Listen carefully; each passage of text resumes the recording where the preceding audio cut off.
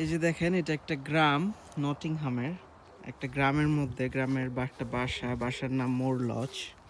এখানে বাসার বাহিরে হানি রেখে দিছে, মধু, এক একটা মধু 5 টাকা দাম। সো এখানে দেখেন কোনো মানুষজন নাই, সব খালি।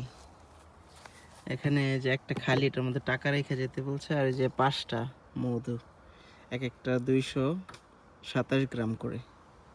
সো এদের নিজস্ব মধু।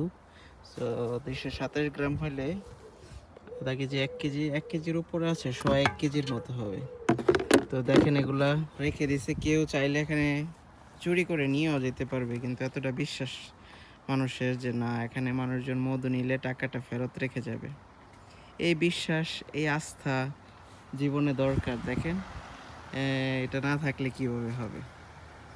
দেখতে পাচ্ছেন, এটাই হচ্ছে ইংল্যান্ডের গ্রামের মানুষের বিশ্বাস, ইংল্যান্ডের গ্রামের মানুষের সাধারণ জীবন আর কি।